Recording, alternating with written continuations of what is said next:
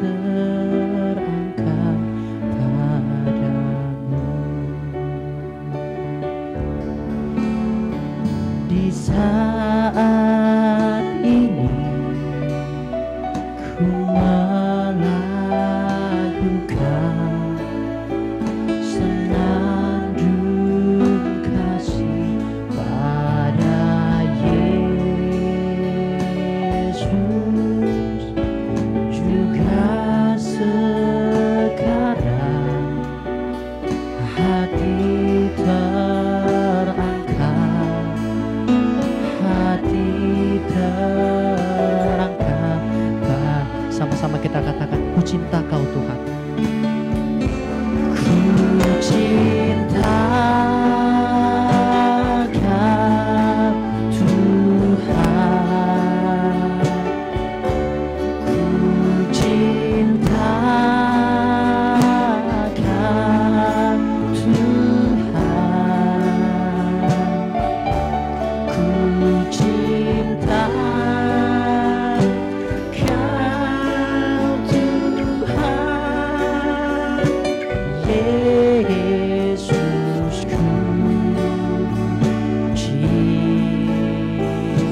bersama kita bangkit berdiri, Bapak Ibu Saudara sekalian. Kita akan memulaikan ibadah kita. Di saat ini ku melakukan senandung kasih pada Yesus.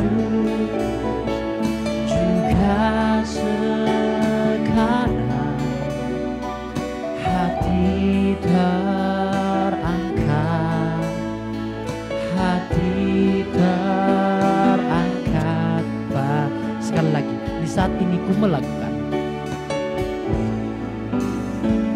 Di saat ini kami melakukan, Tuhan. Ku melakukan senandung kasih pada Yesus. Juga sekarang hati terangkat, hati terangkat pada. Sama-sama kita katakan, ku cinta Kau, ku cinta Kau Tuhan.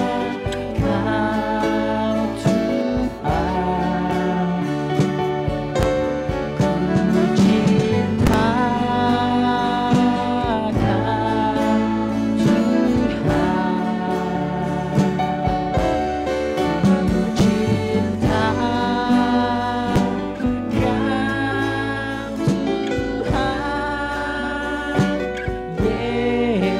Yesusku, cinta Kau.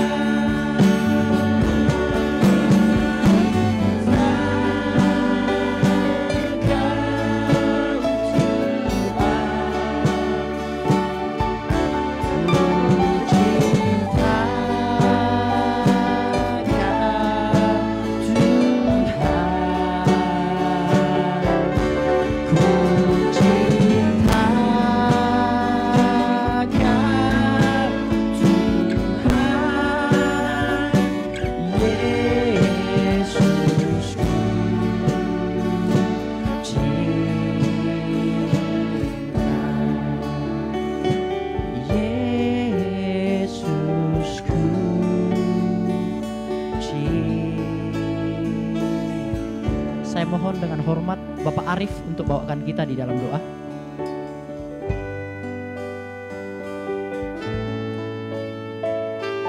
Terima kasih Tuhan.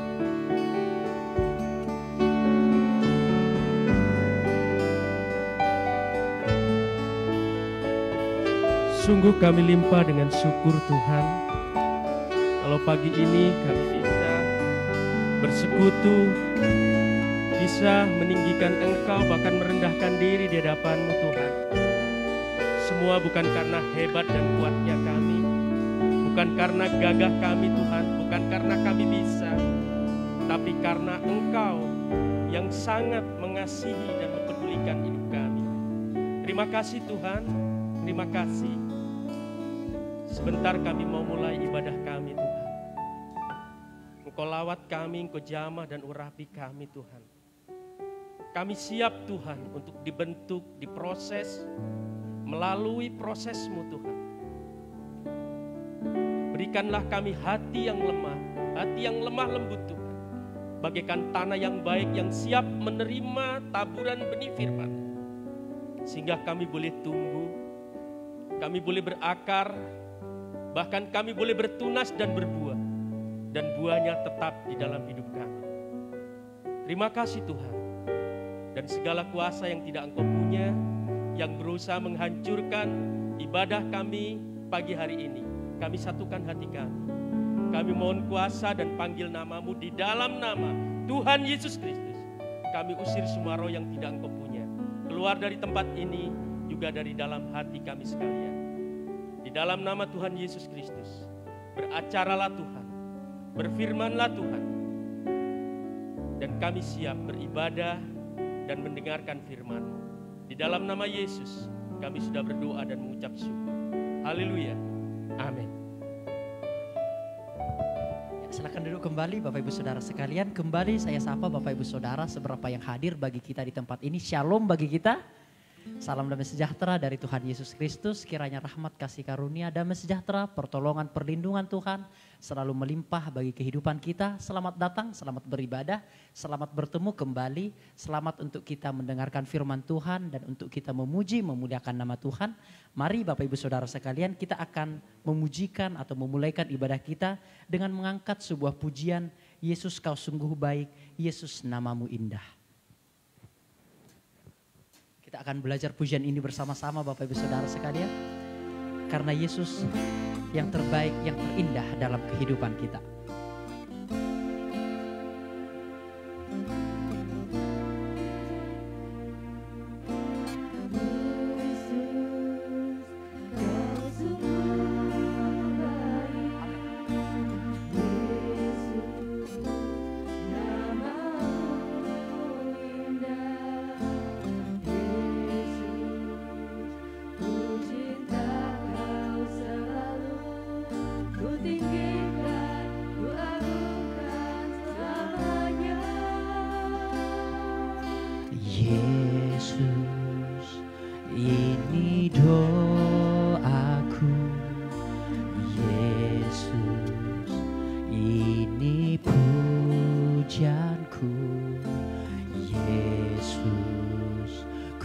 Sujud di kakimu dalam doa dan pujian bagimu. Sama-sama kita katakan, ku mau memujimu, ku selalu pujimu, ku mau menyembahmu, ku selalu sembahmu.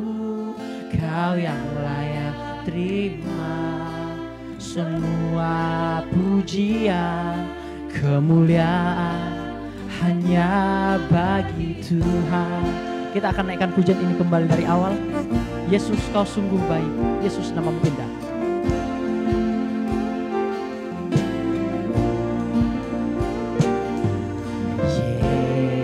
Yesus kau sungguh baik, Yesus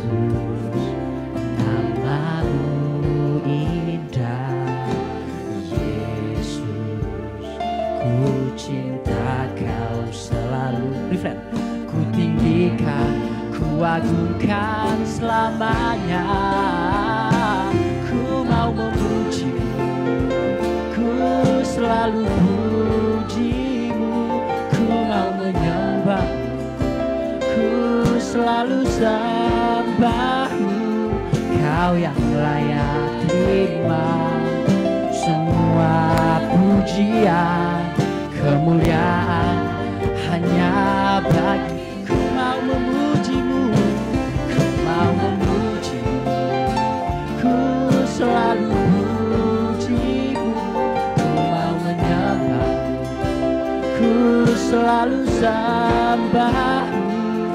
Kau Kau yang layak terima semua pujian, kemuliaan hanya bagi Tuhan. Semua kemuliaan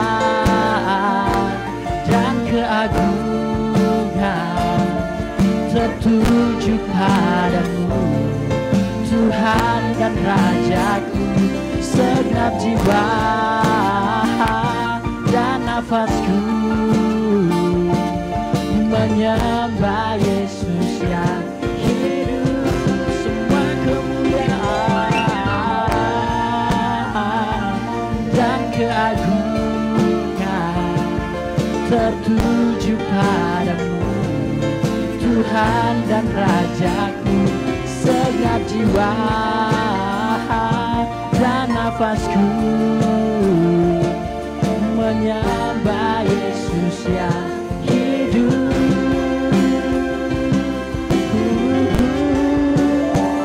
Ku mau memujimu, ku selalu pujimu. Ku mau menyembahmu, ku selalu sembahmu. Kau yang layak terima semua pujian, kemuliaan hanya bagi Tuhan. Kau yang layak Tuhan, Kau yang layak terima semua pujian, kemuliaan hanya bagi Kau yang layak Tuhan. Kau yang layak terima semua pujian, kemuliaan hanya bagi Tuhan. Biarlah pujian kita ini Bapak Ibu Saudara sekalian menjadi dupa yang berbau harum naik di hadapan Tuhan, karena pujian juga merupakan persembahan kita kepada Tuhan. Mari Bapak Ibu Saudara, saya akan ajak Bapak Ibu Saudara untuk bersukacita Bapak Ibu. Saya teringat kisah Daniel dan teman-temannya yang begitu mengalami pergumulan yang sangat berat pada hari itu. Mereka harus difitnah, mereka harus dibuang ke perapian yang menyala-nyala. Bahkan Daniel dibuang ke gua singa, namun Alkitab mencatat bahwa mereka ditolong oleh Tuhan, mereka dilindungi oleh Tuhan. Oleh sebab itu kita akan nyanyikan bersama-sama, bagai Bapa melindungi anaknya di dalam bahaya, begitulah Engkau Tuhan bagiku. Bersama-sama kita akan bangkit berdiri Bapak Ibu Saudara, dan kita akan bersorak-sorak bagi Tuhan, karena Tuhan yang telah menolong kita selama ini. Yuk, kita akan bertepuk tangan bersama-sama. Amin. Ini pujian yang sangat lama.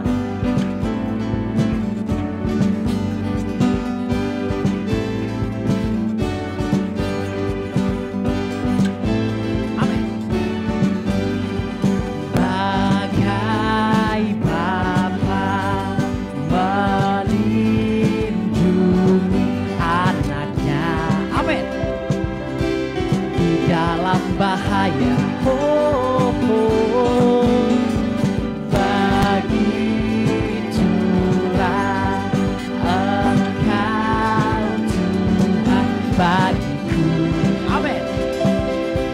Takkan pernah tinggalkan diriku. Bila ku bersamamu, bila ku bersamamu, bila kau di dalamku, bila kau di pihakku, siapa lawanku? Di dalam dunia ini tiada sepertimu, tiada ku takut untuk selamanya. Kembali dari awal, yo, amin. Gelap malam lembah gelap, gelap malam lembah gelap yang ada dalam hidupku, takkan pernah menggetarkan hatiku, takkan pernah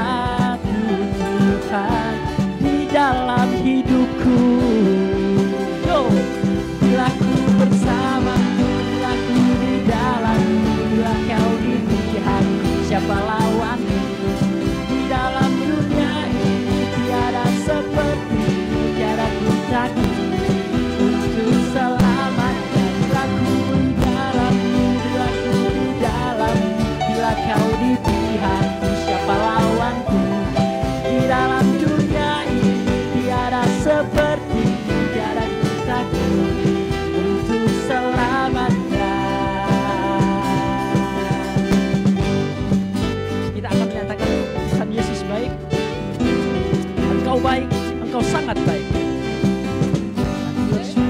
Bersyukur masuki hadirat-Mu, membawa pujian bagi-Mu Yesus. Ku memandang wajah-Mu, menciptakan kasih-Mu, ku mengangkat tanganku, bersorak-sorai bagi kebaikan-Mu. Sama-sama katakan, yo.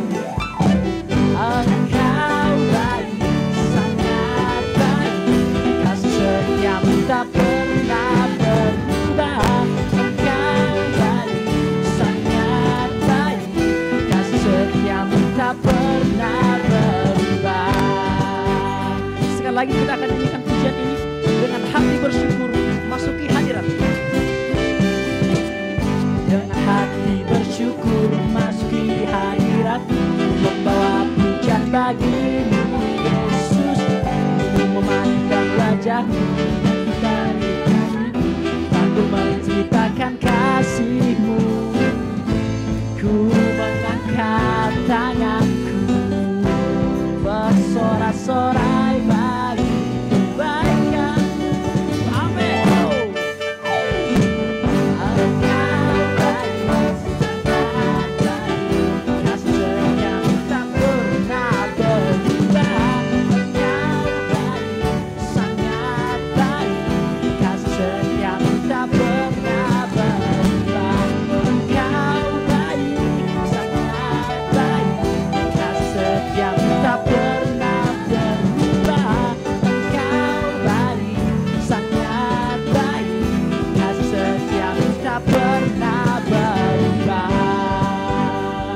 Silakan duduk kembali Bapak Ibu Saudara sekalian. Tuhan Yesus selalu baik dalam kehidupan kita. Dia yang memberikan, jikalau kita bersama dengan Dia dan Dia bersama dengan kita, segala perkara dapat kita tanggung di dalam Tuhan Yesus yang memberikan kekuatan kepada kita. Saya memberikan kesempatan bagi Bapak Ibu Saudara yang ingin menyaksikan cinta kasih Tuhan, barangkali ada yang tergerak hatinya. Bagi Bapak Ibu yang ingin menyaksikannya, saya persilahkan. Tidak ada, yang di belakang tidak ada. Tidak ada? Oke, jikalau tidak ada, kita akan lanjutkan pujian kita untuk kita mendengarkan firman Tuhan. Kita akan nyanyikan satu pujian yang sangat lama namun sangat memberkati kita semua Bapak Ibu Saudara sekalian. Siapakah manusia, ya Tuhan, hingga Engkau selalu memperhatikan. Kita akan mempersiapkan hati kita untuk mendengarkan firman Tuhan.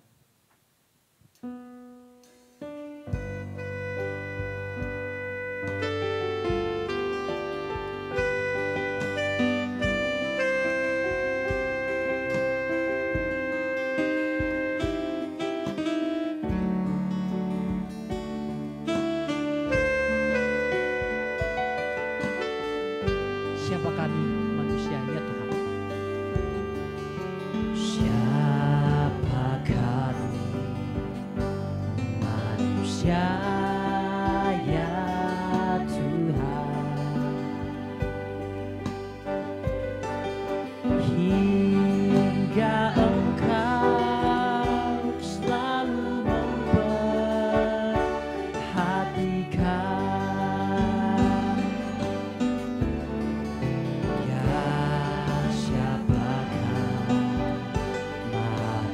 Yang hina,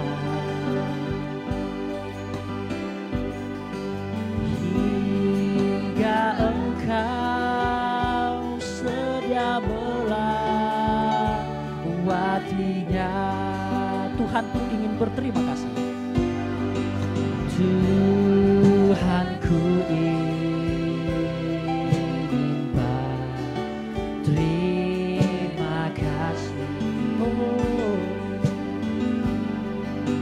Oleh sebab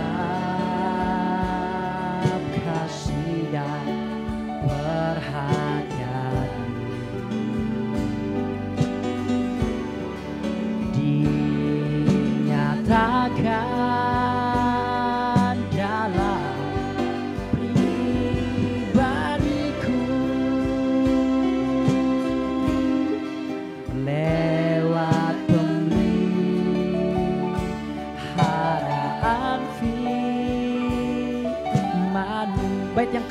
siapakah manusia? Bersama kita bangkit berdiri Bapak Ibu Saudara sekalian. Oh siapakah? Kita akan mendengarkan firman Tuhan. Manusia ya Tuhan. Amin. Hingga Engkau bersedia memuliakan. Oh betapa besar kemurahan, dilimpahkan bagi kami manusia. Oh, Tuhanku ingin berterima kasih oleh sebab kasih dan perhatian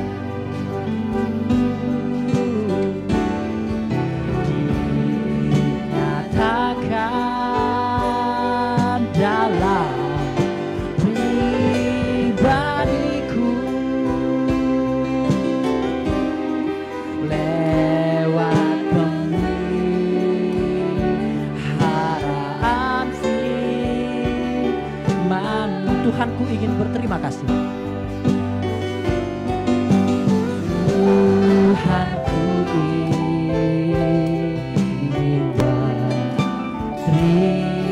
ingin berterima kasih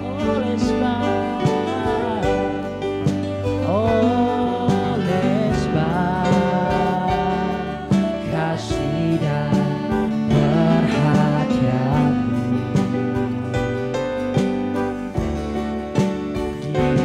dinyatakan dalam pribadiku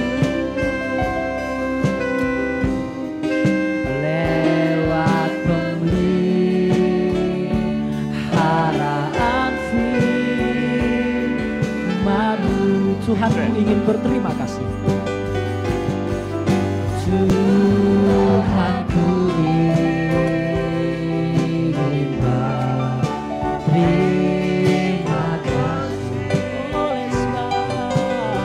kasih oleh sebab kasih dan perhatian-Mu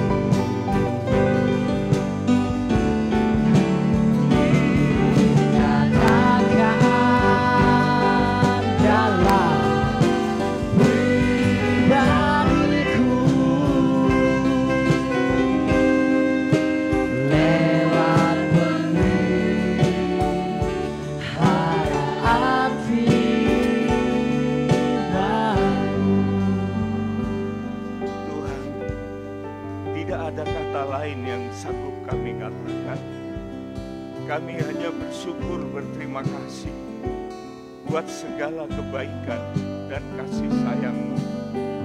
Di dalam segala keadaan Tuhan, Engkau tetap menyertai kami. Mata kami secara kasat tidak dapat melihat Engkau, tetapi hati nurani yang Tuhan berikan di dalam kami, akal budi kami yang telah Engkau perbaiki, Engkau putuskan, kami sanggup melihat Engkau lewat firman yang kami dengar. Oleh sebab itu Tuhan, urapi kami semua pada pagi hari ini, baik hamba-Mu yang memberitakan firman, baik sidang jemaat yang ada di tempat ini, bahkan mereka yang ada di rumah mereka masing-masing yang sedang mendengarkan firman secara online. Tuhan, Engkau memberkati dengan berkat yang sama. Biar mereka juga dibangkitkan iman mereka. Mereka tidak dikendorkan oleh segala apa yang ada di dunia ini Tuhan. Tetapi mereka tetap disegarkan oleh karena mereka tetap berakar, bertumbuh dan berbuah di dalam Engkau. Terima kasih Tuhan.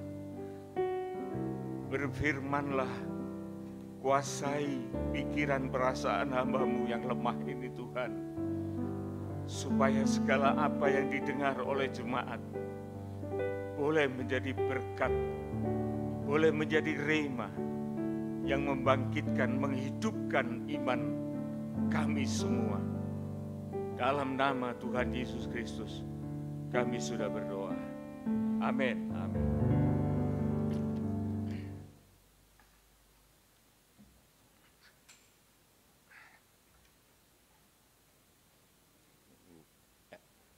Kurang maju sih. Oke. Selamat pagi Bapak Ibu Saudara yang dikasihi oleh Tuhan. Dari tempat yang penuh bahagia Allah, saya menyampaikan shalom kepada kita semua. Hari ini, saudaraku, memang terdapat perbedaan yang sangat signifikan di dalam pertemuan-pertemuan di gereja. Oleh karena memang saat-saat ini kita mendengar dari yang berwajib atau pemerintah bahwa keadaan setelah liburan itu selalu disertai dengan peningkatan pandemi. Tapi kita semua sebagai orang-orang percaya, kita tidak boleh mengabaikan anjuran dari pemerintah, oleh karena keselamatan itu bukan hanya untuk kita saja, tetapi juga untuk orang-orang di sekitar kita.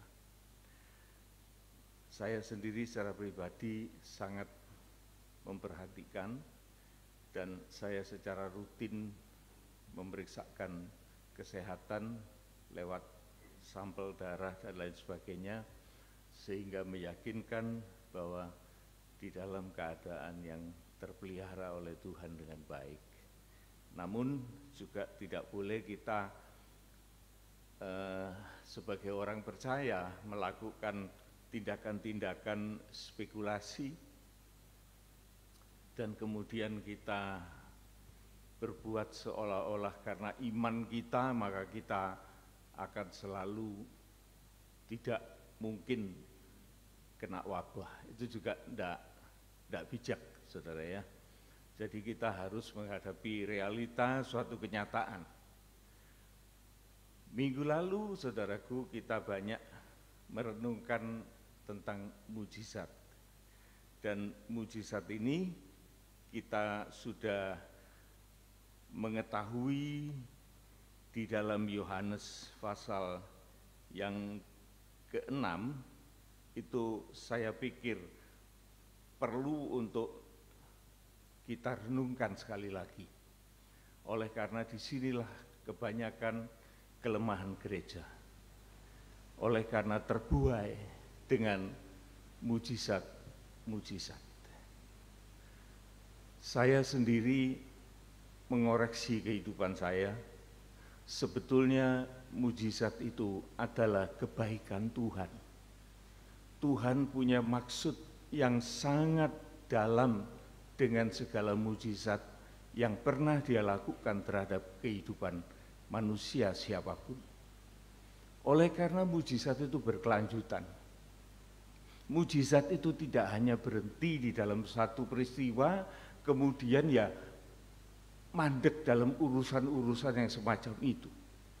Oleh karena itu di dalam 1 Korintus 15 ayat 19 dikatakan, orang Kristen atau orang percaya yang paling sial, yaitu mengharapkan Yesus untuk perkara-perkara yang sifatnya hanya jasmania.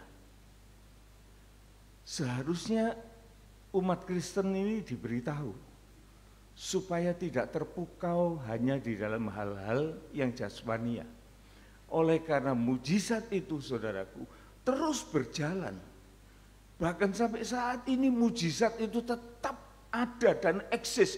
Malah saya katakan mujizat akhir zaman ini merupakan suatu mujizat yang sangat besar. Oleh karena kita harus bisa membedakan, saudara, bahwa mujizat-mujizat umum dengan mujizat-mujizat khusus. Mengapa? Oleh karena mujizat zaman akhir ini, mujizat yang sangat besar, yaitu mengubah manusia yang fana ini untuk menjadi sama mulia seperti Yesus. Bayangkan, saudara, mana ada mujizat yang bisa diberikan oleh siapapun juga semacam ini. Penipuan-penipuan di dalam mujizat itu dilakukan oleh iblis. Bahkan segala pekerjaan Tuhan itu bisa dipalsukan oleh iblis. Tetapi satu perkara, yaitu kebenaran, kekudusan, kesempurnaan, itu milik Tuhan yang tidak bisa dipalsukan. Tidak ada mujizat iblis itu yang membuat orang itu kemudian menjadi kudus hidupnya. Tidak ada, saudara. Hanya kulitnya saja, tetapi dia tetap tidak bisa merubah tabiat watak dosa itu yang sudah bercokol di dalam diri seseorang. Saya mendadak teringat cerita, saudaraku. Mungkin saudara yang suka baca-baca buku itu tahu cerita tentang seorang yang bernama Rasputin. Ada saudara yang pernah mendengar nama itu, Rasputin? Silakan angkat tangan. Ada? Ya, cuma istri saya. Terus, tidak ada? Sungguh tidak ada? Anak-anak muda? Tidak ada? Rasputin ini, saudaraku, adalah seorang pemuda dari Rusia. Dia digelari orang sebagai orang yang jahat, orang yang tidak bermoral. Rasputin namanya.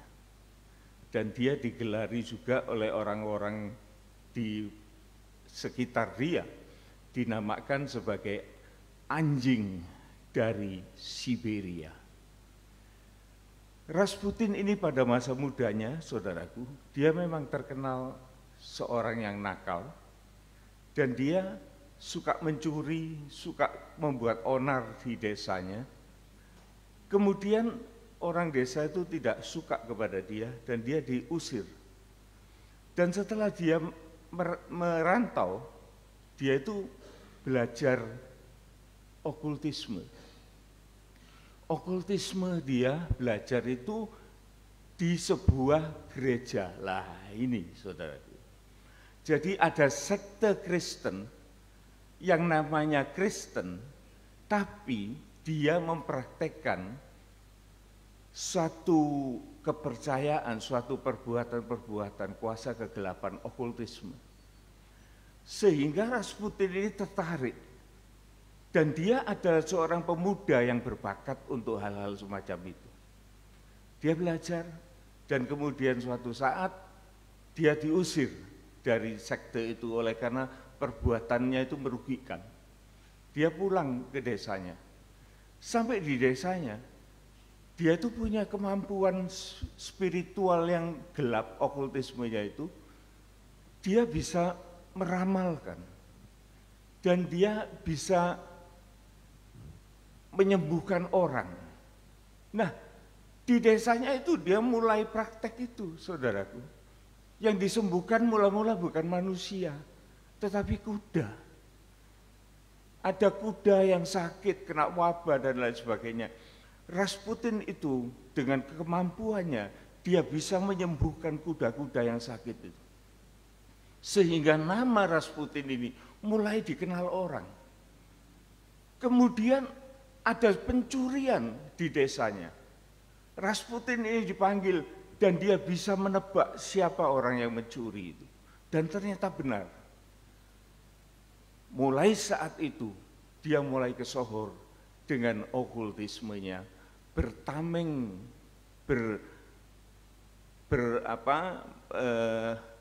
bertopeng gereja. Sehingga singkat cerita suatu saat, cerita tentang Rasputin ini terdengar oleh seorang pembesar, seorang pejabat, dan pejabat ini ada masalah, dia datang kepada Rasputin, dan dia menceritakan masalah itu, dan Rasputin ini bisa memberikan way out, solusi, jalan keluar yang baik. Sehingga perbuatan Rasputin ini sangat tersohor dan sampai kepada kaisar. Tsar Nicholas II atau III, namanya Tsar Nicholas. Sampai akhirnya Rasputin ini dimasukkan di dalam istana untuk mengobati putra kaisar ini. Putra kaisar ini seorang yang menderita sakit hemofilia, jadi pendarahan yang tidak bisa berhenti. Jadi kalau luka sedikit, maka darah itu mengucur tanpa bisa dihentikan. Dan ini sangat berbahaya. Tapi Rasputin ini dengan segala pengetahuan, segala kemampuannya, dia mampu menyembuhkan putra mahkota ini, saudara. Nah, mulai dari saat itu dia diterima sebagai anggota keluarga dari Kaisar Nicholas ini, Tsar Nicholas. Bahkan saudaraku, tadi saya katakan watak iblisnya itu, saudaraku, dia tidak bisa hilang itu. Kelihatannya dia orang suci, orang yang mampu untuk melakukan mujizat-mujizat, memalsukan segala mujizat-mujizat dengan kuasa okultismenya. Dia mampu, saudaraku, tetapi wataknya itu tidak pernah berubah. Sehingga pada suatu saat dia terbongkar, dia merusak keluarga kaisar itu, dia melakukan perselingkuhan dengan istri Tsar Nicholas. Bayangkan saudaraku, di dalam istana yang begitu ketat, iblis itu bisa menguasai seseorang dan dia merusak hubungan keluarga dari raja ini. Sehingga di dalam masa pemerintahannya, apalagi waktu berperang, maka Rasputin ini mempunyai satu kuasa yang didukung oleh istri dari Tsar ini, sehingga dia bisa memutuskan tentang pemerintahan. Akhirnya beberapa orang yang melihat hal yang tidak beres ini, saudaraku, dia mengatakan orang ini harus dimusnahkan.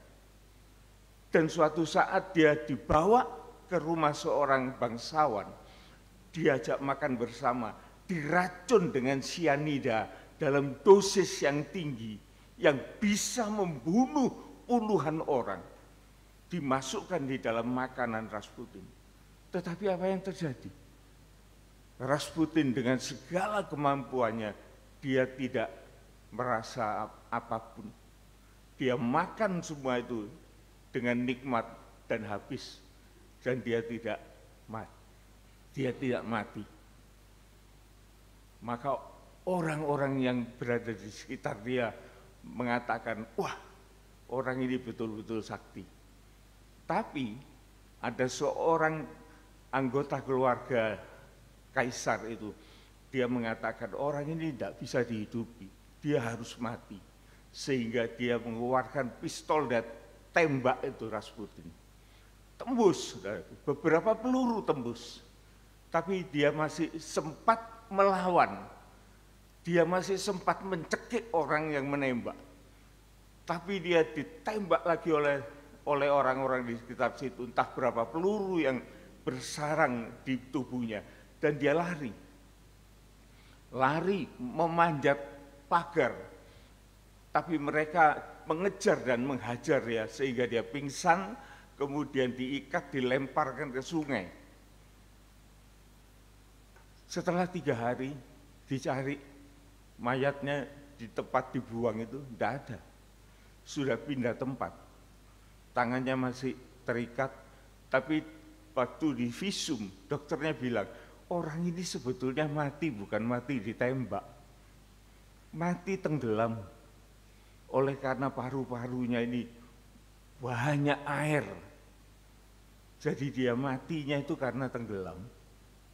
Ini saudaraku, sedemikian jauh pemalsuan tentang mujizat-mujizat itu yang secara nyata bisa kita lihat di dalam sejarah yang tidak terlalu jauh. Itu di abad ke-18 akhir kejadian ini ada. Jadi oleh sebab itu saudaraku, anak-anak Tuhan untuk zaman sekarang ini haruslah dia itu mengubah pandangan. Mujizat itu sangat perlu. Mujizat itu sangat indah. Mujizat itu maksud Tuhan untuk menolong manusia ini dari segala ketidakmampuannya. Oleh karena mujizat itu membuat sesuatu yang di luar kemampuan manusia. Nah saudara, kita sudah mendengar juga minggu lalu bahwa apa yang dikehendaki oleh Tuhan. Kita lihat ya, sekarang di dalam Yohanes 11. Yohanes 11 ayat 14. Yohanes 11 ayat yang ke-14. Karena itu Yesus berkata dengan terus terang, Lazarus sudah mati. 15. Tetapi syukurlah aku tidak hadir pada waktu itu. Nah, saudara lihat di sini ya. Pada waktu Lazarus itu sakit, Tuhan Yesus itu sudah tahu. Oleh karena dia dikasih berita. Tapi dia nggak mau datang. Oleh karena apa? Oleh karena dia mau mengajar murid-muridnya. Oleh karena dia mau mengajar sahabat-sahabatnya, termasuk Marta, Maria, di saudara Lazarus. Dia tidak mau untuk datang. Bahkan sampai pada akhirnya Lazarus ini dalam sakitnya dia kebablas mati. Tapi Tuhan Yesus mengatakan apa ayat 15 tadi? Tetapi syukurlah aku tidak hadir pada waktu itu. Iya. Jadi Yesus mengatakan bersyukurlah oleh karena aku tidak ada di sana. Pada waktu dia sakit, pada waktu dia mati sekalipun, syukurlah aku tidak di sana. Oleh karena supaya mereka itu tahu kuasa mujizat Yesus yang bisa membangkitkan orang itu dari kematian. Tetapi lebih dari itu dia mau mengajar saudaraku. Supaya kita ini orang-orang yang percaya ini lebih maju setahap. Tidak hanya mengandalkan mujizat itu untuk perkara-perkara jasmania. Kita lanjut ayat 41. Ayat 41. Iya. Demikian.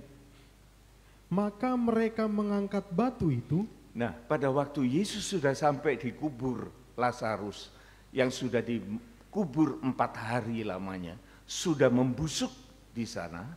Yesus datang terus. Lalu Yesus menengadah ke atas dan berkata. Setelah dia memerintahkan untuk membuka kubur itu, maka Yesus menengadah ke atas dan berkata, apa perkataannya? Bapa, aku mengucap syukur kepadamu karena engkau telah mendengarkan aku.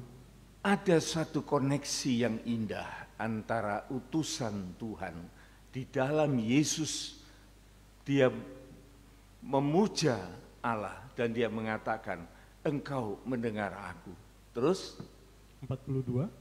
Aku tahu bahwa engkau selalu mendengarkan aku. iya, Tetapi oleh karena orang banyak yang berdiri di sini, saudara perhatikan kata-kata ini. Jadi mengapa Yesus itu membangkitkan Lazarus? Bukan menyembuhkan. Supaya orang-orang itu maju selangkah. Mujizat itu maju selangkah. Bukan seperti di dalam Yohanes 6 yang hanya perkara makanan. Tuhan Yesus mengatakan bekerjalah untuk makanan kekal yang tidak binasa. Tapi mereka tidak ngerti, marah-marah, dan mereka pada akhirnya meninggalkan Yesus. Tetapi saudaraku, di dalam Yohanes 11 ini kita bisa belajar bahwa mujizat itu harus meningkat.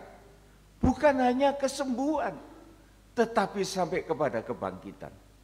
Tetapi mengapa Yesus mau mengajak orang-orang itu untuk melihat mujizat besar ini?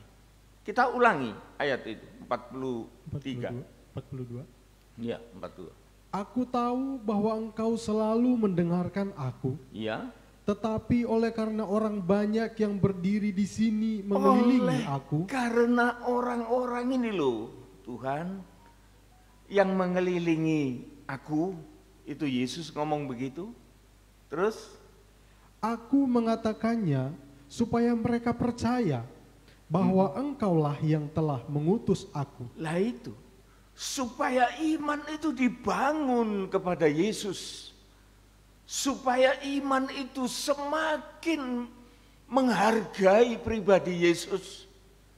Kalau kita tidak diajar semacam itu, saudaraku, maka kita akan menyepelekan mujizat ini, bukan malah menghargai, malah mujizat-mujizat yang kita alami ini hanya untuk kepentingan-kepentingan yang sebetulnya itu bukan itu goalnya. Tetapi goal Tuhan ialah kita mengalami mujizat untuk mengalami satu keubahan dari manusia nafsani menjadi manusia ilahi. Apa bisa hal itu terjadi? Coba kita lihat itu di dalam 2 Petrus 1 ayat yang ketiga dan keempat.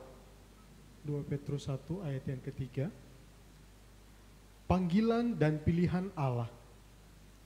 Karena kuasa ilahinya telah menganugerahkan kepada kita segala sesuatu yang berguna untuk hidup yang saleh. Nah, saudaraku, jadi jangan pernah diragukan itu mujizat. Oleh karena memang kita membutuhkan mujizat. Bukan mujizat itu tidak perlu. Tetapi yang ingin saya tekankan, mujizat itu harus meningkat. Tingkat terakhir dari mujizat itu ialah mengubah kehidupan kita. Itu yang dikehendaki oleh Yesus pada waktu Nikodemus datang. Engkau harus lahir baru untuk engkau mewarisi kerajaan surga. Jadi ini maunya Tuhan, saudaraku. Supaya kita ini sukses di dalam mengikut Dia. Bukan hanya perkara-perkara yang seharusnya itu bisa kita atasi sebetulnya. Tapi kita mandek di sana. Soal perut, soal kesehatan, soal inilah itulah. Silakan. Tetapi kalau itu tidak ditingkatkan, berarti kita ini merendahkan mujizat Tuhan. Bagaimana cara kita menghargai mujizat itu? Ialah kita bertindak lanjut untuk mendalami firman Tuhan. Ulangi. Ayat itu sangat penting, saudaraku. Ulangi. Karena kuasa ilahinya. Karena kuasa dari Allah itu, kuasa ilahinya itu apa? Telah menganugerahkan kepada kita Diberikan kepada kita, dianugerahkan kepada kita untuk segala sesuatu yang berguna untuk hidup yang saleh, untuk hidup kudus, saudaraku. Jadi tanda orang-orang yang menikmati mujizat lahir baru, pasti dia hidupnya itu kudus oleh karena dia itu punya pengharapan. Dan pengharapannya itu sudah jelas. Pasti dia itu hidup di dalam kebenaran. Oleh karena firman itu adalah kebenaran. Dia tidak akan meleset, dia tidak akan melenceng dari jalan itu. Dia akan tempuh jalan itu sampai kepada akhirnya. Terus? Oleh pengenalan akan Dia, semakin mengenal Yesus, bukan jualan mujizat, tetapi dia punya kehendak yang sangat indah, sangat mulia kepada umat pilihannya, kepada kita. Semakin kita mengenal Yesus, terus yang telah memanggil kita oleh kuasanya yang mulia dan ajaib. Itu ada, ini ayat berapa?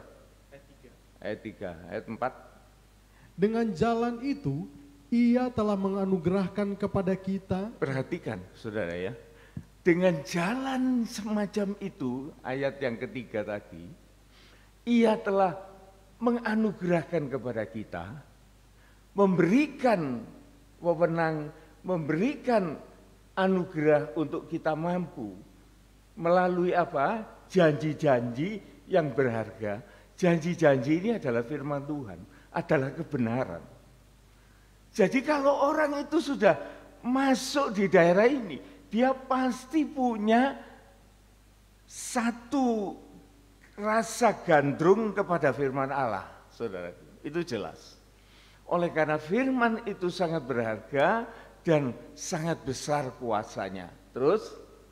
Janji-janji yang berharga dan yang sangat besar, supaya olehnya kamu boleh mengambil bagian dalam kodrat ilahi dan luput dari hawa nafsu duniawi yang membinasakan dunia. Iya, jelas ya saudara ya. Maksudnya apa? Supaya oleh janji-janji Tuhan ini, kita boleh mengambil bagian kita. Bagian yang tidak fana. Di dalam kodrat apa? Kodrat ilahi. Jadi manusia, kodrat manusia diubah menjadi kodrat ilahi. Bayangkan saudaraku ya, bagaimana mungkin ini terjadi? Bagaimana ini mungkin dipalsu oleh iblis sekalipun? Ini satu-satunya milik Allah yang sangat berharga yang diberikan kepada kita. Supaya kita mengalami suatu mujizat yang terbesar di akhir zaman ini.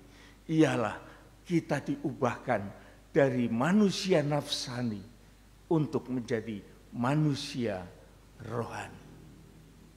Jelas saudara ya. Jadi inilah yang perlu kita usahakan.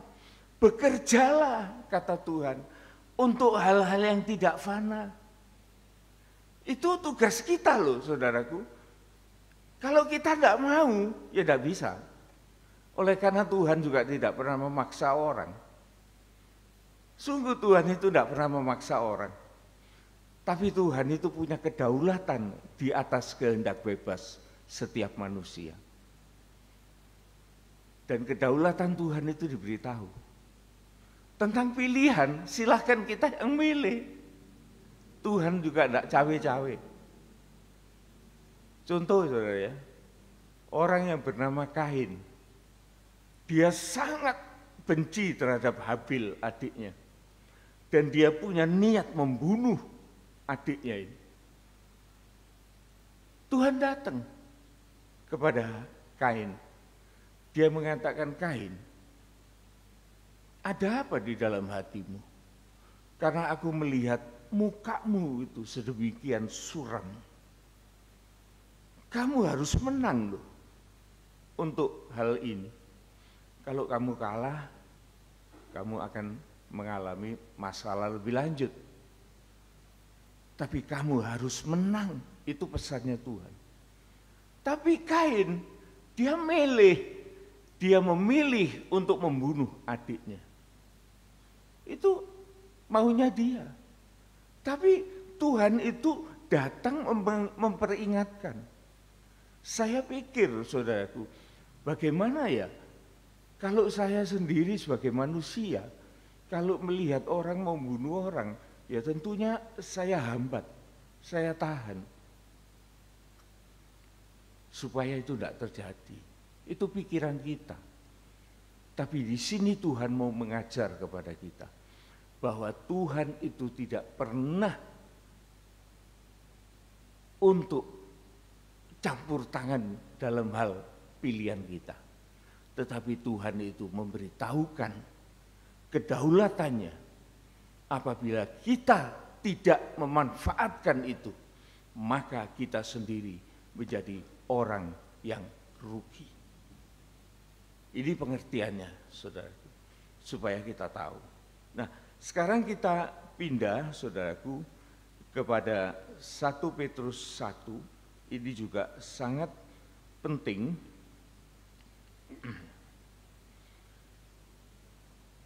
Minggu yang lalu sudah pernah kita baca, tetapi sekarang kita lebih matangkan lagi. Kita baca ayat yang ketiga dari 1 Petrus 1. 1 Petrus 1 ayat yang ketiga. Pengharapan iman dan kasih. Iya. Terpujilah Allah dan Bapa Tuhan kita Yesus Kristus, yang karena rahmat-Nya yang besar telah melahirkan kita kembali oleh kebangkitan Yesus Kristus dari antara orang mati kepada suatu hidup yang penuh pengharapan. Iya.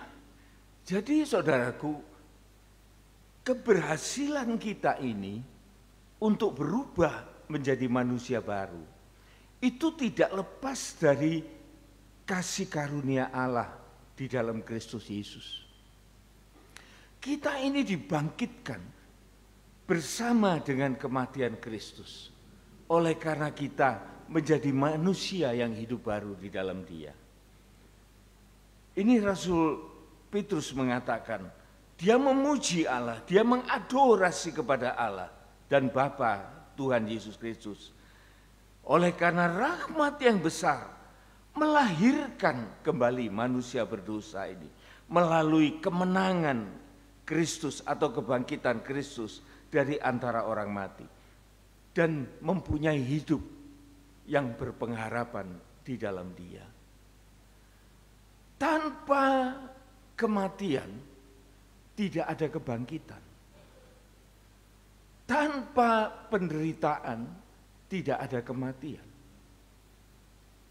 Di sini kita bisa melihat, saudaraku, urut-urutan kalau kita mau bangkit bersama dengan Yesus, maukah kita mati juga bersama dengan Kristus? Ini satu pertanyaan loh, saudaraku. Jangan kita ini mau bangkitnya saja, tetapi kita ini harus siap juga untuk menerima konsekuensi kita di dalam kita mengikut Kristus. Wah, saudaraku, ini kelihatannya begini, tapi ini dalam sekali merupakan suatu pertanyaan kepada kita. Kadang-kadang kita ini lupa, wah saya bangkit. Tapi apakah kita pernah mati bersama dengan Kristus? Mati di dalam Kristus di sini ialah kita mau melepaskan diri kita dari segala perkara-perkara yang tidak berkenan di hadapan Tuhan.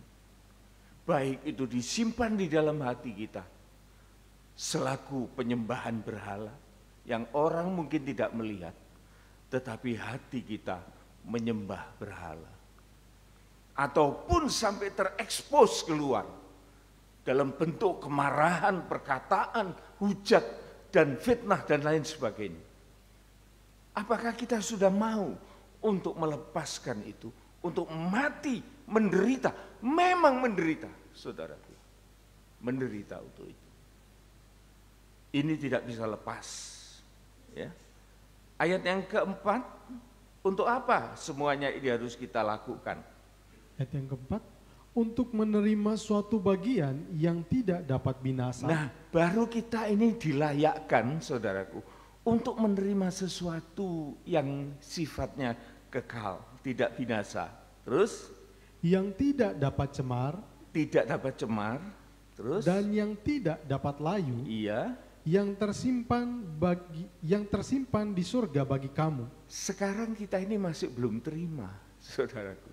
Tetapi kita ini dalam proses ke arah sana. Kita ini dalam proses ke arah sana. Kita ini masih manusia, saudaraku. Mungkin kita mengalami kematian, mungkin saja. Itu no problem. Itu bagi Tuhan tidak ada masalah. Atau kita belum meninggal, kita masih dalam keadaan hidup. Tetapi baik kita yang sudah mati, baik kita yang masih hidup, kita berada di dalam kasih karunia manusia baru itu. Kita akan mendapat bagian yang sama, yaitu tubuh rohani yang tidak akan binasa, yang nanti akan kita terima.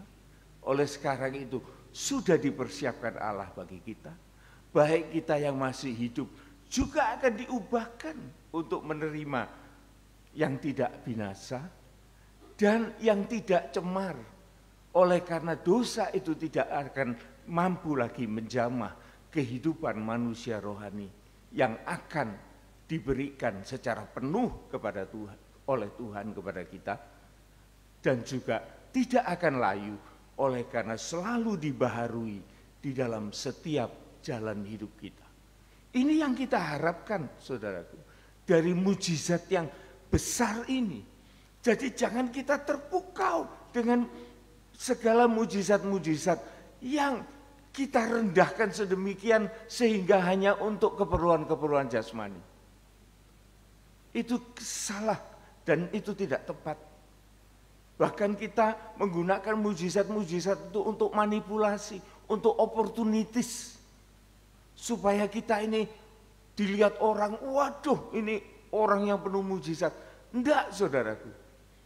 Tapi seorang yang berjalan di dalam rencana Tuhan, satu ciri yang tidak bisa ditiru adalah kebenaran, kekudusan, dan kesempurnaan di dalam jalan hidupnya. Ini yang tidak bisa ditiru, saudara. Nah, setelah ayat yang keempat ini, coba kita akan lompat ayat yang keenam. Ayat yang keenam, bergembiralah akan hal itu. Bersukacitalah untuk hal itu, bukan untuk hal-hal yang lain. Terus, sekalipun sekarang ini kamu seketika harus berduka cita oleh berbagai-bagai pencobaan. lah ini konsekuensinya. Mau enggak kita mengalami hal itu? Berani enggak? Ikut kematian Kristus, ikut penderitaan Kristus. Angkat salibmu dan turutlah. Berarti kita ini punya tanggungan, saudaraku. Tanggungan mungkin kita sebagai orang Kristen ini jelas kita selalu diincar dengan perkara-perkara yang berbahaya. Perkara-perkara yang mematikan kita. Ya. Tetapi ini semua, saudaraku, Tuhan menjelaskan begini. Bergembira akan hal itu yang sudah kita terima dari janji Tuhan, dan sekalipun sekarang ini dalam perjalanan hidup ini kamu sesaat harus berduka cita untuk mengalami berbagai-bagai masalah pencobaan. Pencobaan itu banyak, saudaraku. Ya, saya tidak perlu cerita, tapi saudara bisa melihat dan saudara bisa merasakan bagaimana orang dalam konsekuensinya sebagai anak-anak Tuhan, sebagai orang-orang Kristen. Oleh karena kita berasal dari surga, kata Tuhan Yesus, mereka berasal dari dunia, mereka tidak mengenal Allah, mereka tidak mengenal aku, dan juga mereka akan tidak respect terhadap orang-orang beriman. Ini konsekuensinya. Ayat yang ketujuh. Ayat yang ketujuh. Maksud semuanya itu ialah untuk membuktikan kemurnian imanmu yang jauh lebih tinggi nilainya daripada emas yang fana. Itu perlu dibuktikan, saudaraku, supaya terlihat kemurnianmu yang jauh lebih tinggi nilainya. Terus, yang diuji kemurniannya dengan api, sehingga kamu memperoleh puji-pujian dan kemuliaan dan kehormatan pada hari Yesus Kristus menyatakan dirinya. Iya. Ini jalan salib yang harus kita tempuh. Tetapi saudaraku, kita tahu bahwa Yesus berjalan bersama dengan kita. Kita tidak disuruh mikul salibnya orang, tapi kita mikul salib tanggungan kita sendiri. Tetapi Yesus memimpin kita di dalam perjalanan hidup kita untuk kita menjadi sukses di dalam pengikutan kita kepada Dia. Jadi kita perhatikan, saudaraku, bahwa mujizat ini, saudaraku, sangat hebat dan itu sangat kita hargai, bukan untuk kita lecehkan, tetapi untuk kita lanjutkan sampai kepada goal yang Tuhan mau, sekalipun ada penderitaan. Saya akan menutup pertemuan ini, khotbah ini. Saya akan mengajak kita untuk pindah di dalam kitab Daniel. Ini sebagai contoh, saudara ya. Sebagai contoh. Daniel pasal yang ke-6. Ini kita nikmati sebagai suatu cerita, saudaraku ya. Tetapi cerita ini membayangkan bagaimana konsekuensi dari seorang Kristen, seorang yang percaya. Dia berada di dalam dunia, di dalam incaran segala orang-orang yang tidak mengenal akan Kristus. Kita baca ayat yang ketiga, kita baca lompat-lompat aja supaya menghemat waktu. Daniel 6 ayat yang ketiga. Maka Daniel ini melebihi para pejabat tinggi dan para wakil raja, karena ia mempunyai roh yang luar biasa, dan raja bermaksud untuk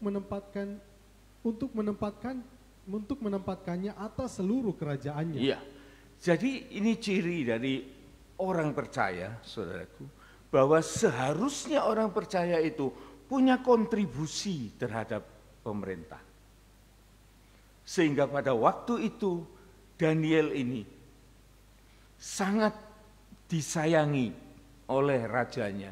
Oleh karena raja itu banyak memperoleh informasi dan solusi dari Daniel ini dalam kebijaksanaannya. Dan pemerintah pada waktu itu ingin membawa Daniel ini untuk menjadi seorang pemimpin yang tinggi di dalam pemerintahan ini. Raja Darius. Kemudian ayat yang kelima, ini menimbulkan kecemburuan.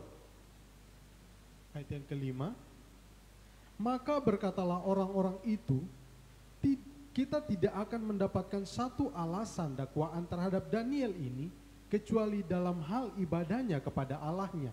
Kejahatan mereka itu, saudaraku, mencari-cari titik lemah kesalahan Daniel. Tetapi Daniel itu penuh dengan urapan Roh Kudus. Dia berpegang kepada janji Tuhan, dia mengasihi Tuhan, maka segala sorotan terhadap dia itu tidak ditemukan kesalahan. Ini seharusnya tabiatnya anak Tuhan, saudara. Di mana dia mempunyai kontribusi kepada masyarakat, kepada pemerintah, dan dia juga bertindak dengan adil dan jujur sehingga tidak ada kesalahan yang bisa ditembus oleh orang-orang yang membenci kehidupan orang-orang Kristen. Ya. Terus ayat yang ke-7. Ayat yang ke-7. Kemudian bergegas-gegaslah para pejabat tinggi dan wakil ayat yang ke-7. Semua pejabat tinggi kerajaan ini, semua penguasa dan wakil raja, para menteri dan bupati telah mufakat supaya dikeluarkan kiranya suatu penetapan raja dan ditetapkan suatu larangan agar barang siapa yang dalam 30 hari menyampaikan permohonan kepada salah satu dewa atau manusia kecuali kepada tuanku, ya raja, maka ia akan dilemparkan ke dalam gua singa. Nah, ini orang-orang ini melihat Daniel ini dalam perasaan yang sangat iri, cemburu, tapi dia tidak bisa mendapatkan kesalahan. Kesalahan yang dia rekayasa ialah satu perkara, ibadahnya itu. Ibadah Daniel itu yang bisa dibuat masalah. Bayangkan saudaraku, dari zaman dulu, zaman Daniel, Hal-hal semacam ini sudah ada. Jadi kita ini saudaraku, tidak usah heran. Kalau kita sudah dilihat tidak ada salahnya, ibadahnya loh yang salah. Ayo kita cari pasal supaya oleh karena ibadahnya Daniel itu jadi salah. Jahatnya kayak gitu. Sehingga mereka menghasut raja. Dia mengatakan, raja, hendaknya engkau membuat satu surat perintah, undang-undang, bahwa di dalam 30 hari ini, tidak boleh orang itu minta memohon sesuatu kepada dewanya, bahkan kepada manusia sesamanya. Oleh karena maksudnya itu supaya raja itu menunjukkan bahwa dia sanggup memenuhi segala permintaan rakyat. Jadi undang-undang itu melarang orang itu untuk berdoa minta kepada dewanya, meminta kepada sesamanya, kecuali minta kepada raja. Nah, rajanya ini di sini kelihatan agak teledor, saudara. Maka raja ini karena dibombong, karena disanjung-sanjung, maka dia menetapkan perintah ini. Ayat yang ke-9. Ayat yang ke-9. Sebab itu Raja Darius membuat surat perintah dengan larangan itu. Lanjut. Demi didengar Daniel bahwa surat perintah itu telah dibuat, pergilah ia ke rumahnya, dalam kamar atasnya ada tingkap-tingkap yang terbuka ke arah Yerusalem. 3 kali sehari ia berlutut berdoa serta memuji Allahnya seperti yang biasa dilakukannya. Iya, di sini kita mendapat contoh, saudaraku.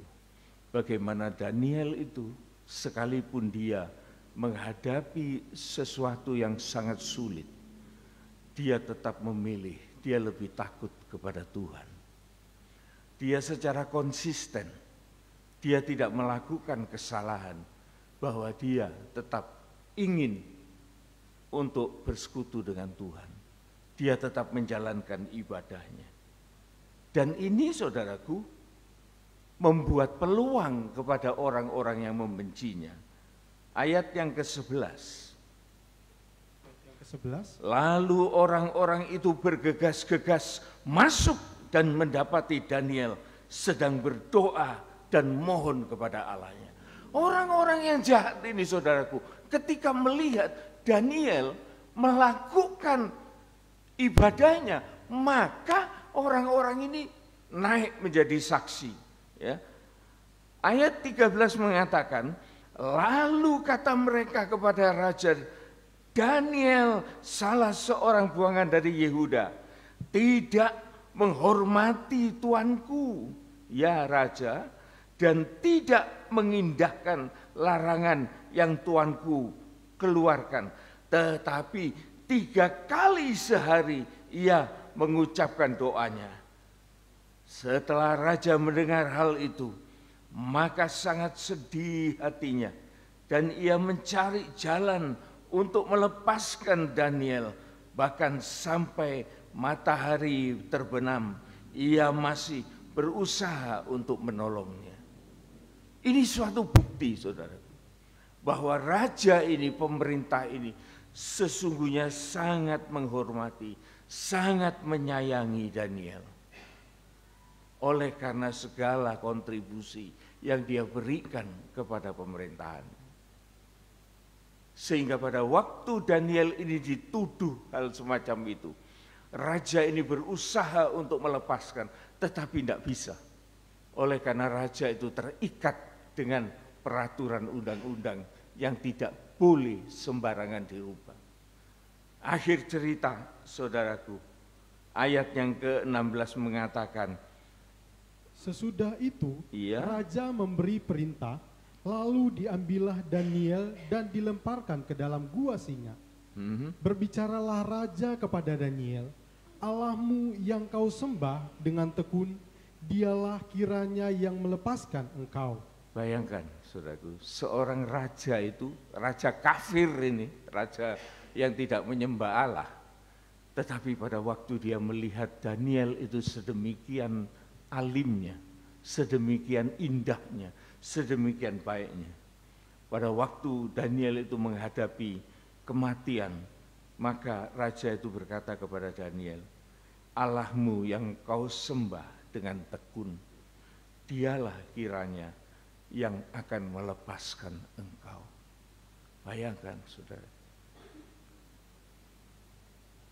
orang yang sedemikian itu dihormati oleh raja. 18. Ayat 18. Lalu pergilah raja ke istananya dan berpuasalah ia semalam-malaman itu.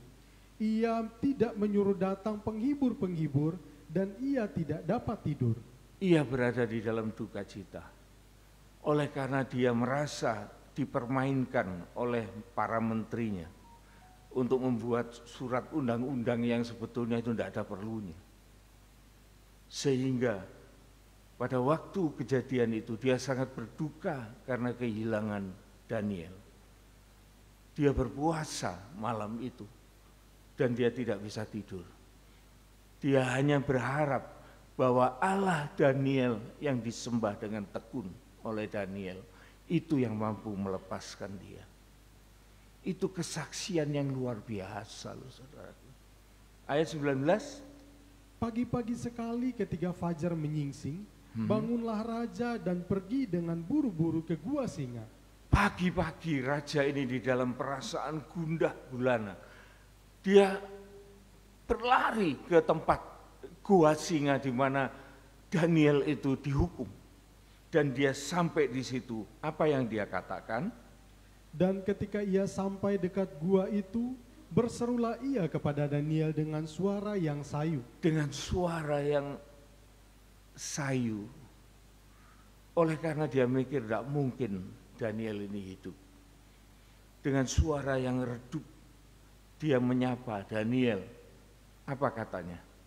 Berkatalah ia kepada Daniel, Daniel, hamba Allah yang hidup. Daniel, engkau hamba Allah yang hidup.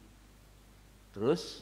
Allahmu yang kau sembah dengan tekun, telah sanggupkah ia melepaskan engkau dari singa-singa itu? Sanggupkah Allahmu yang kau sembah dengan tekun itu menyelamatkan engkau dari singa-singa itu? Ini pertanyaan dari orang yang tidak mengenal Tuhan, tetapi mempunyai simpati terhadap anak-anak Tuhan.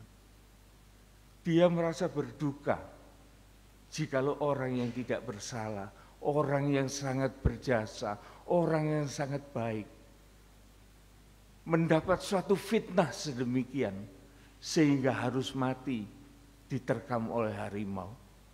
Maka raja ini sangat berduka dan dia menyapa dengan satu sapaan yang luar biasa.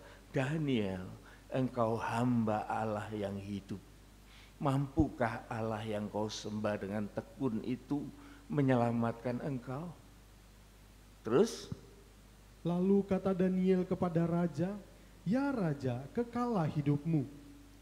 Allahku telah mengutus malaikatnya untuk mengatupkan mulut singa-singa itu, sehingga mereka tidak mengapa-apakan aku, karena ternyata aku tak bersalah di hadapannya. Aku tidak bersalah di hadapan Allahku.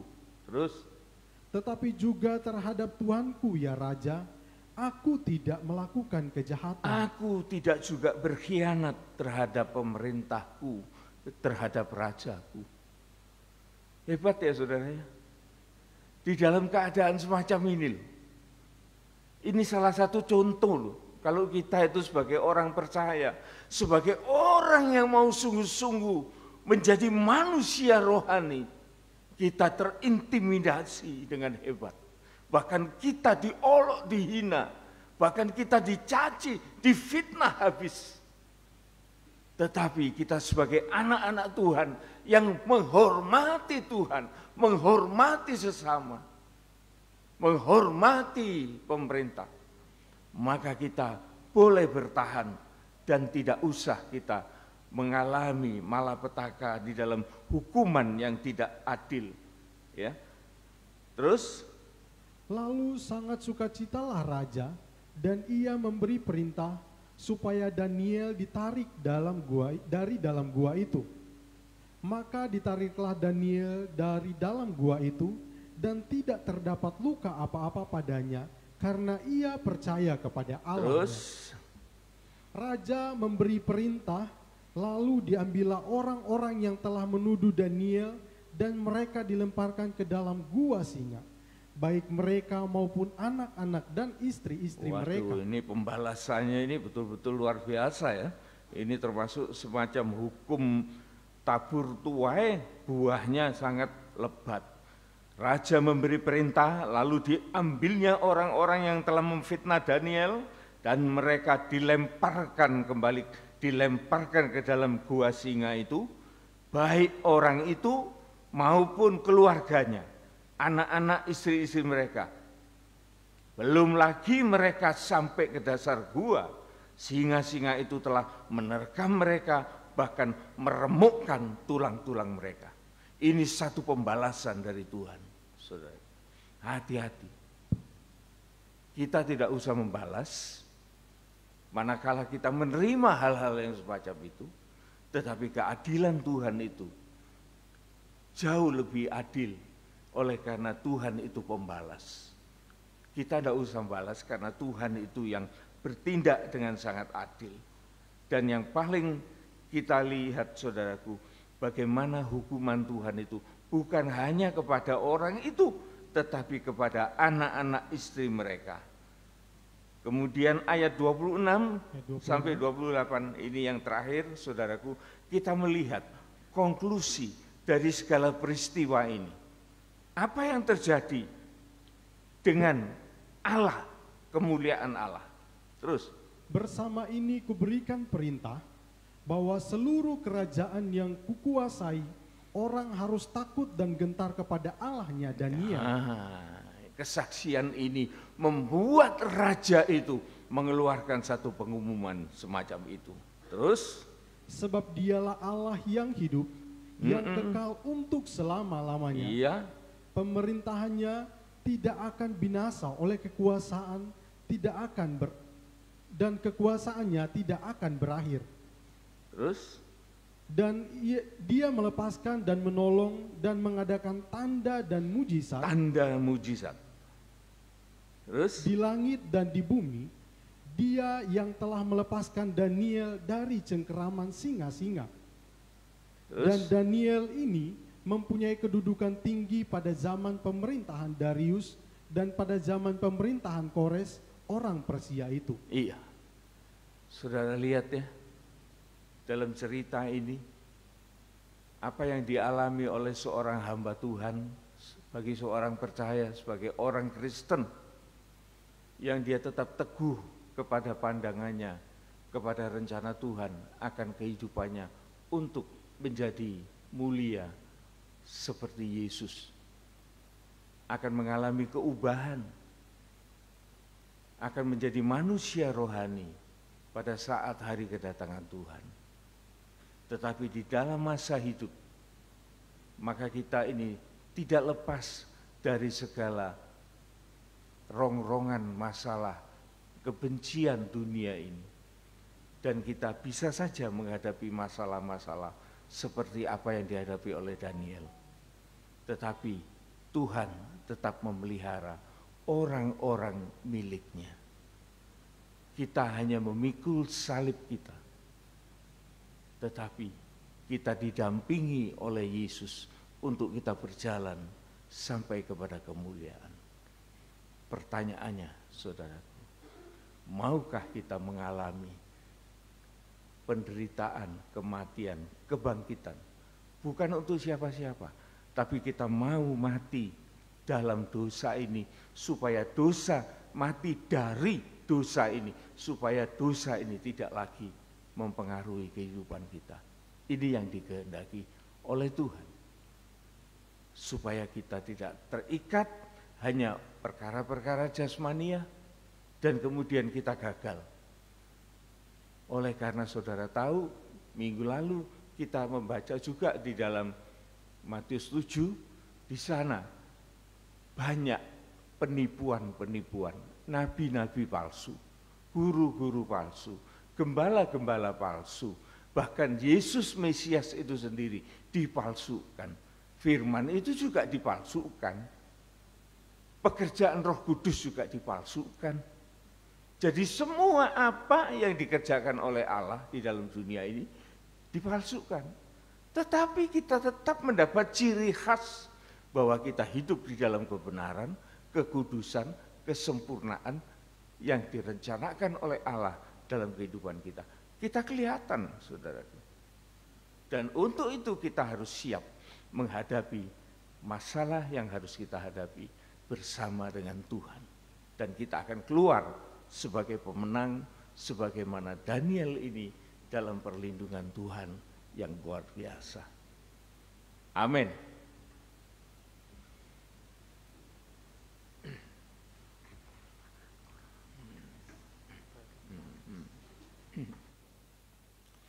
Kita nyanyikan sebuah nyanyian. Peganglah tanganku, Roh Kudus.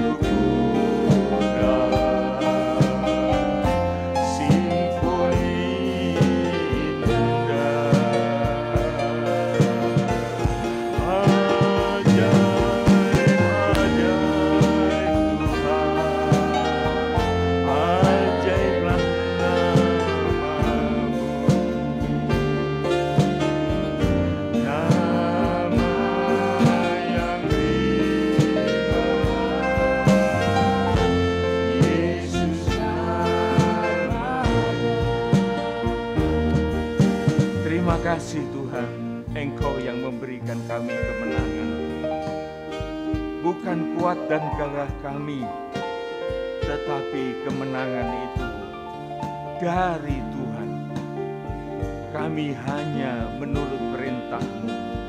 Kami hanya diarahkan dan berjalan sesuai dengan rencana-Mu. Segala sesuatu keberhasilan ada di dalam kehendak Tuhan. Semuanya ada di dalam kedaulatan-Mu Tuhan. Kami hanya mau memilih yang Engkau arahkan kami kepada itu, supaya kami boleh menikmati segala apa yang Engkau janjikan sebagai manusia-manusia rohani, yang itu merupakan suatu keniscayaan di dalam firman Tuhan.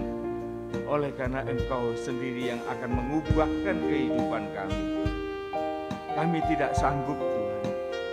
Kami akan menikmati mujizat-Mu, yaitu mujizat yang besar, yaitu mengubahkan kehidupan manusia nafsani untuk menjadi manusia rohani.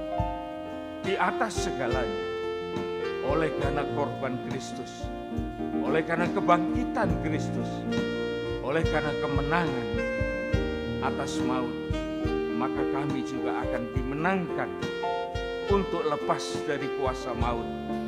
Kami dibangkitkan menerima segala anugerah yang kekal dari kerajaan surga. Terima kasih Tuhan. Terima kasih Tuhan buat firman yang boleh kami dengar, bahkan kami hayati dalam kehidupan ini. Dalam nama Tuhan Yesus Kristus, kami sudah berdoa. Amin, amin, amin. Silakan duduk Bapak Ibu, ada pengumuman.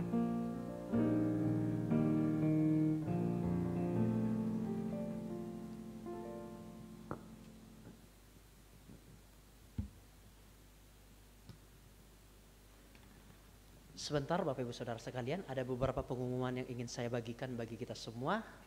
Yang pertama, terima kasih atas kehadirannya dari Bapak Ibu Saudara yang tetap setia untuk beribadah, untuk melayani Tuhan.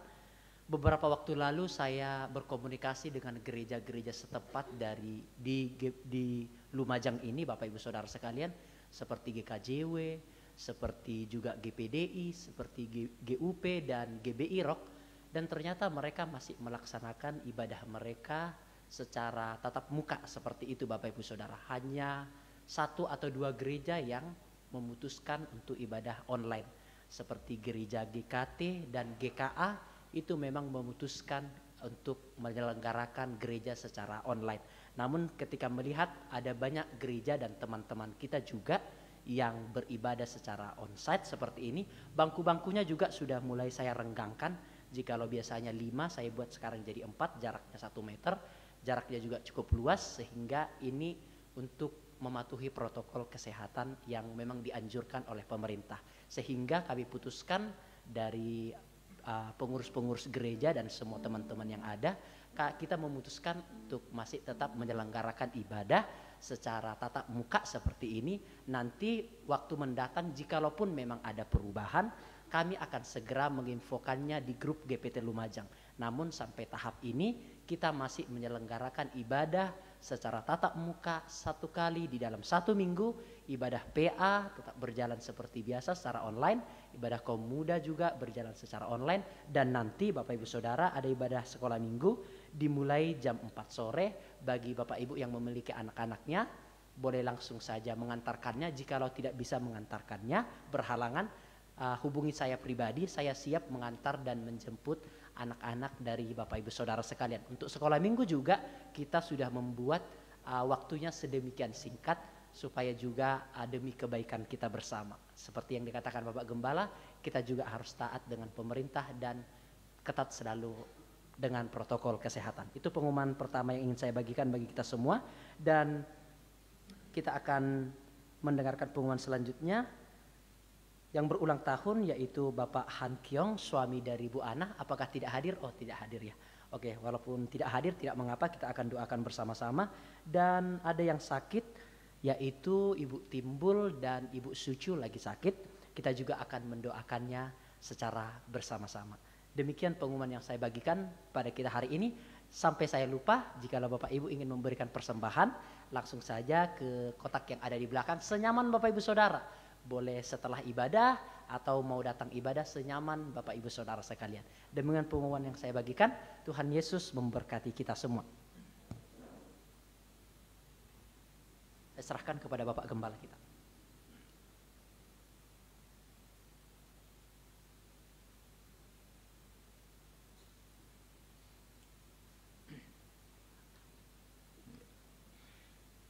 Mari saudaraku, kita bangkit berdiri, kita akan mengakhiri ibadah ini.